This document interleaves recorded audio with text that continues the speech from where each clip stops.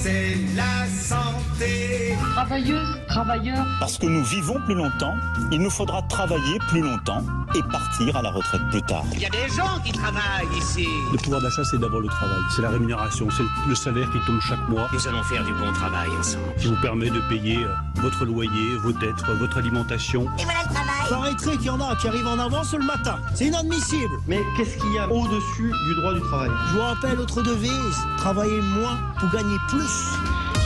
Sud Radio, les vraies voix qui font bouger la France, 19h-20h, les vraies voix de l'emploi, Jérôme Laverny. Ravi de vous retrouver pour les vraies voix de l'emploi, comme tous les mardis, avec notre expert Jérôme Laverny. Bonsoir Jérôme. Bonsoir Jérôme. Bonsoir Philippe. Comment ça va? Tous les mardis, formidablement bien. Et au sommaire de cette émission, c'est la 26e édition de la Semaine européenne de l'emploi des personnes en situation de handicap. On parle d'inclusion, un modèle qui cherche prioritairement à transformer la société, à modifier notre regard sur le handicap. Et comment intégrer les personnes en situation de handicap? Comment organiser un parcours professionnel?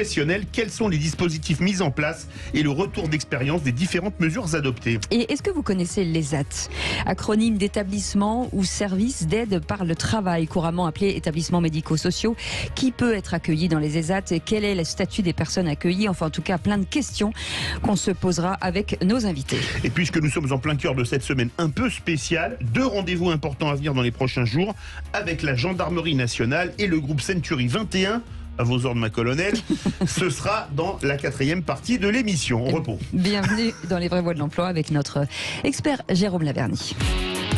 Les vraies voix Sud Radio. Et comme on le disait, Jérôme, c'est la 26e édition européenne de l'emploi des personnes handicapées. Tout à fait. Alors, il faut prendre toujours un peu avec des pincettes ces espèces de rendez-vous comme ça, calendaire, semaine 2. Mais pour autant, ça permet au moins d'apporter un certain focus, et c'est ce que l'on va faire ce soir, sur des initiatives, des retours d'expérience, pourquoi pas inspirer un certain nombre de chefs d'entreprise, peut-être je pense aux plus petits et aux moyennes entreprises notamment, dans un certain nombre de dispositifs et d'initiatives, même si à la rigueur, au-delà des velléités collectives, parfois déjà faire le bien pour une seule personne et ne recruter qu'une seule personne et soutenir une seule personne dans son parcours, quel que soit son handicap. Et puis, après tout, pourquoi parler de personnes handicapées, si ce n'est que on peut avoir tous nos failles et quelque part être tous nous-mêmes atteints d'un petit handicap par-ci, par-là, de temps en temps, de façon fluctuante, comme dirait Montaigne. Bref, moi je souhaite aussi, si vous me le permettez, disais cette petite émission à une personne que nous avons recrutée nous-mêmes dans notre équipe, travailleuse handicapée, greffée du cœur, dont le poste et la mission de grand cœur. Parce que pour le coup, cette personne, quoi qu'ayant essuyé de sacrés travers, de sacrées épreuves en termes de soins, a toujours le sourire au visage, et c'est déjà une formidable expérience, et c'est un formidable bonheur de travailler à ses côtés, cette jeune femme de 26 ans. Comment s'appelle-t-elle? Et de Cynthia. Et on l'embrasse. On l'embrasse, on la salue. On la salue. Absolument. Voilà. Et nos invités pour en parler, Gabriel Alperne. Bonjour, merci d'être avec nous. Philosophe et auteur de ce livre qui est Jérôme, oui. En tout cas de ce livre, de cette BD. Ce livre. Elle a bossé. Hein. Oui. Tous Centaures aux éditions, Le Pommier, voilà. Aussi Penser l'hospitalité, qui vient de sortir. Et La Fable du Centaure, un voyage initiatif qui est une bande dessinée, exactement. Et notre invité aussi, Sylvie Bracmont. Merci, merci d'être avec nous, responsable des politiques sociales RH Disneyland Paris. Rien que ce mot nous anime, forcément, Disneyland Paris. Pour revenir à l'essence de ce dont nous parlions dans le sommaire, c'est justement l'inclusion. Comment aujourd'hui expliquer qu'est-ce que l'inclusion en fait ? Alors moi j'ai un peu de mal avec ce terme, et donc c'est toujours intéressant de revenir à l'étymologie. Inclusion, ça vient du latin inclusio, et cela faisait référence à l'emprisonnement, à la réclusion des moines, de l'ermite. Bon, forcément c'est pas vraiment ce que l'on cherche aujourd'hui. On en est loin. Exactement. Au contraire. Et en fait c'est étonnant parce que par exemple dans une famille, quand un enfant naît, on parle pas d'insertion, d'inclusion, d'intégration, on se dit pas ça, parce que quand un enfant naît, finalement, il métamorphose tout, il métamorphose les parties prenantes, et donc c'est le terme inclusion me pose problème parce qu'il ne me semble pas juste pour voilà. Et donc c'est pour ça que je préfère ce terme d'hybridation, et donc je vais l'illustrer à travers un exemple très précis. Je me suis entretenue avec un chef d'entreprise qui m'a expliqué que il a recruté dans ses équipes des jeunes en situation de handicap. Et le fait qu'il ait recruté ces jeunes, bon, comme ces jeunes manquaient de confiance en eux, forcément, ils arrivaient non seulement toujours à l'heure, mais en plus en avance. Pour les autres personnes de l'équipe, bon, qui avaient plutôt l'habitude d'arriver en retard, bah, finalement, il y a une forme de métamorphose réciproque, d'hybridation, qui a fait que, à la fin, tout le monde est arrivé à l'heure. Je trouve que c'est intéressant parce que finalement, en termes de management, ça change des choses. Deuxièmement, parfois on sait que le management peut être un peu rude, et c'est intéressant de voir que le fait qu'il y ait dans les équipes des personnes en situation de handicap a finalement conduit les managers à changer un peu, à être plus pédagogues, à être plus clairs, plus bienveillants, à peut-être laisser un peu plus de marge d'autonomie, parce que forcément il y a un peu plus d'imprévisibilité, et donc finalement toute l'équipe a bénéficié de ce changement-là. Et c'est ça ce que je veux dire, c'est que l'inclusion, c'est pas juste, je prends une personne dans mon équipe et puis voilà. Non, c'est comment est-ce qu'une personne en situation de handicap vient finalement tout métamorphoser autour d'elle, et finalement c'est pas on embauche des personnes en situation de handicap parce que c'est bien, non, on les embauche parce que elles vont changer quelque chose. Alors, je disais, il faut se méfier parfois de la grandiloquence du calendrier des rendez-vous comme ça, de grand-messe, semaine du handicap. Il faut se méfier tout autant, et c'est pour ça que je veux rebondir sur le propos. Parfois on voit certaines entreprises qui, se réveillant comme ça, veulent recruter un groupe de travailleurs handicapés sur tel ou tel registre, monter un groupe de formation, et là c'est pas jojo, parce que pour le coup, plutôt qu'une intégration, plutôt qu'un parcours professionnel, plutôt que donner une chance comme celle qui existe pour n'importe qui d'autre, on cloisonne comme un moine ces gens-là. Gabriel Alperne, c'est quoi la différence entre personnes handicapées et personnes en situation de handicap? Parce qu'il y a un distinguo, et surtout entre l'inclusion, l'intégration et l'insertion, parce que c'est trois choses différentes. Alors, il commence toujours par un préfixe latin d'ailleurs. Oui, c'est vrai. Sur la première question, si je ne me trompe pas, c'est une demande justement de la part des personnes en situation de handicap, justement de changer un peu le vocable. Parce que dire une personne handicapée, on enferme la personne dans une case. C'est comme si ça faisait partie de son essence, de son identité. Or, en tout cas, ça ne devrait pas faire partie de l'identité. Une personne en situation de handicap ne devrait pas être assignée à résidence d'une identité, ou en tout cas d'un handicap. Pour autant, attention au verbe. Est-ce que changer le mot finalise une meilleure protection On a vu ça aussi avec les inégalités hommes-femmes. Faut se méfier de la bonne conscience qui va se loger simplement dans la terminologie, dans la construction de périphrases à long terme. Je voudrais faire réagir Sylvie Bracmont. Vous êtes responsable des politiques sociales RH de Disneyland Paris. Est-ce que tous ces termes aujourd'hui, finalement, on ne s'y perd pas?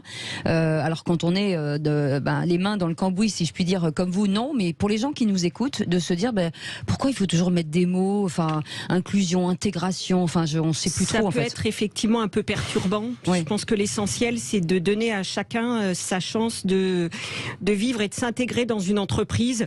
Effectivement, qu'on soit dans l'inclusion, dans l'insertion, dans la diversité, c'est effectivement des termes importants.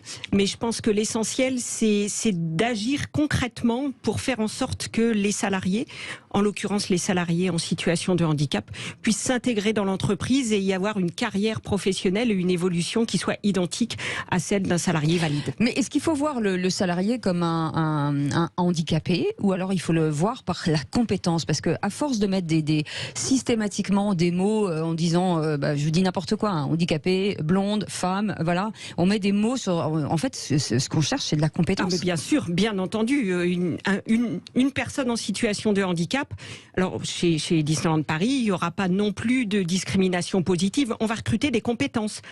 Quelle qu'elle soit. La compétence, elle est aussi bien chez une personne en situation de handicap que chez n'importe quelle autre personne. Donc effectivement, l'essentiel, c'est de ne pas, comme vous disiez, de ne pas la réduire à son statut ou sa situation de handicap, mais bien entendu de la réduire et de considérer ses compétences et uniquement ses compétences. Ce qui signifie donc que quand on fait figurer au bas d'une annonce, cette annonce est ouverte aux personnes en situation de handicap, c'est exactement la même chose que la recommandation de manger 5 fruits, 5 légumes.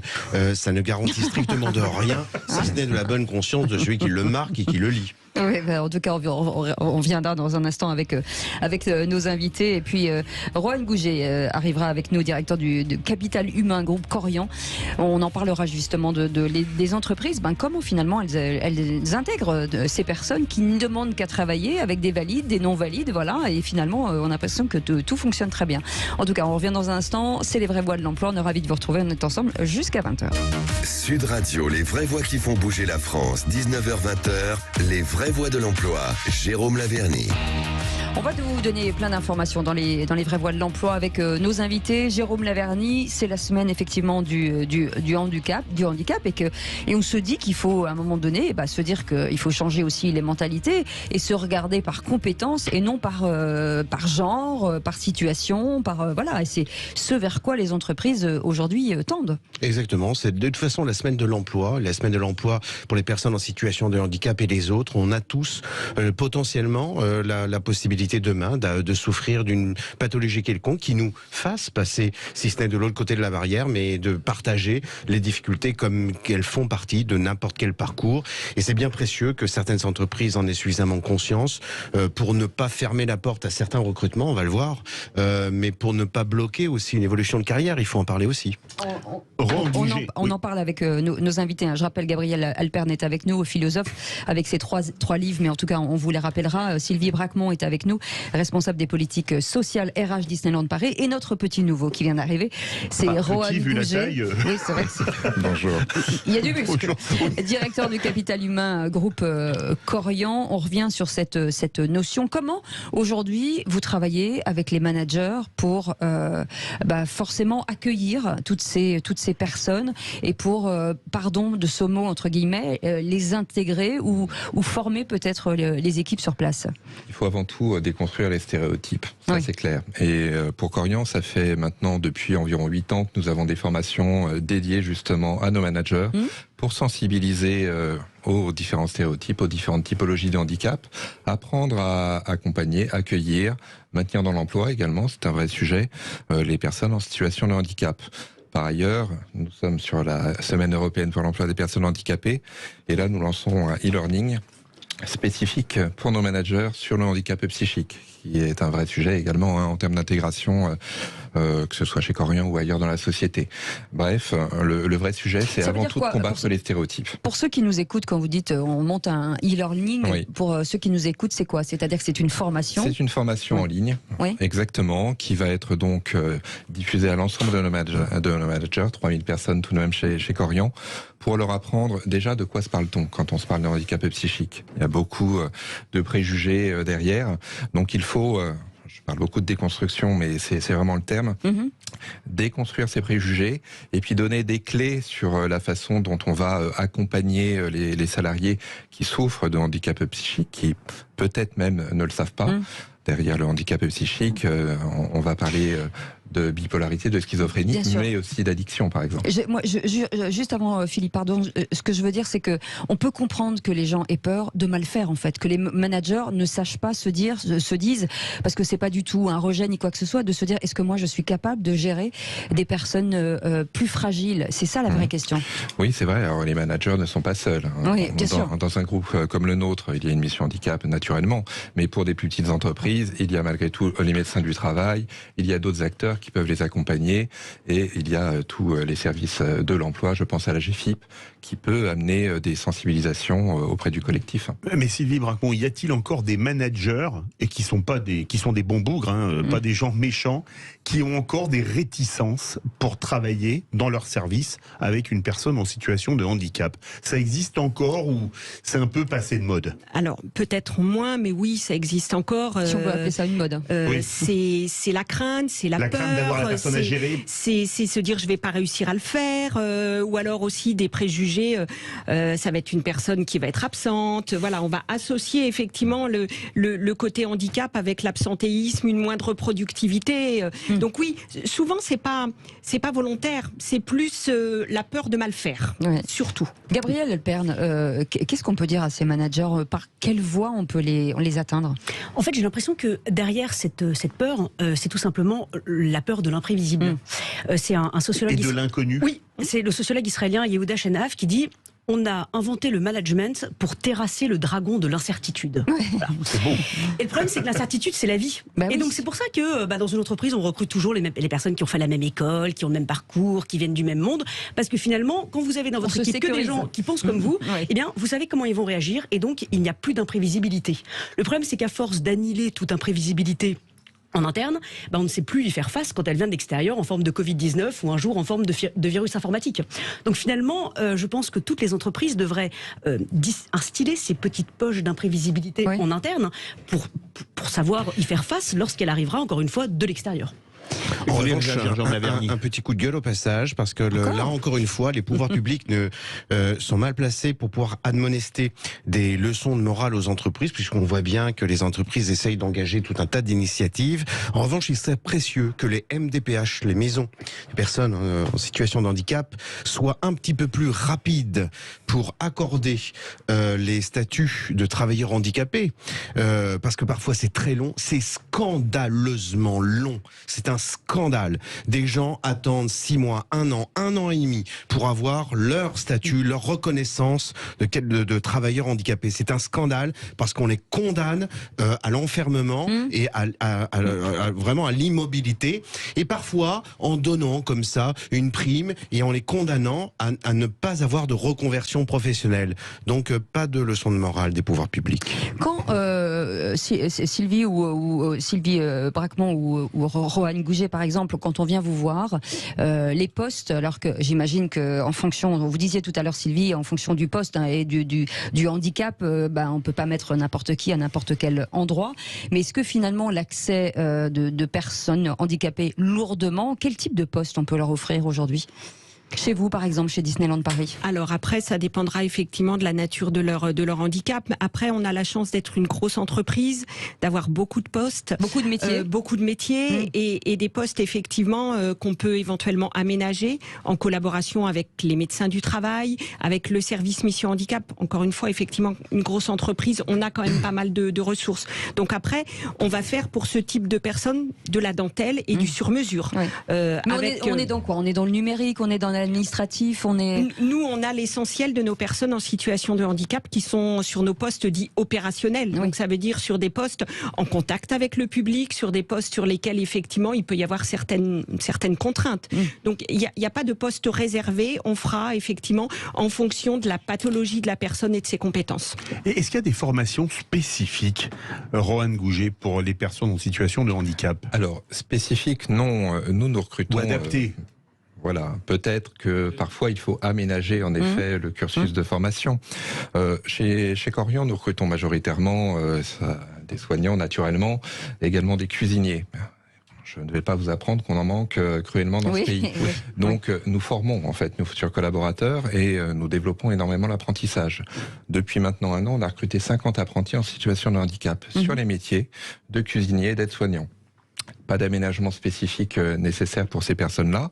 On en a même les premiers qui sortent diplômés et qui poursuivent avec nous en CDI. En fait, on en revient à ce que l'on se disait, il y a tellement de typologies de situations de handicap différentes qu'il faut juste arriver à faire matcher, si vous me passez l'expression, les contraintes de la personne avec les contraintes du métier.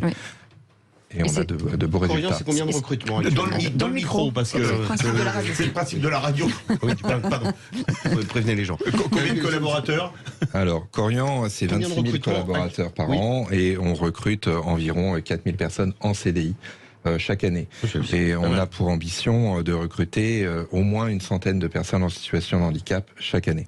Sylvie Bracmont, j'imagine que je ne sais pas combien il y a de métiers différents chez Disneyland Paris, plus de 300 je crois. 500 plus de 500 métiers. Ce qu'on appelle l'échelle sociale, ou en tout cas se dire que finalement on peut arriver en bas de l'échelle et monter très vite très haut, même en situation difficile. Bien sûr, bien entendu, c'est même essentiel.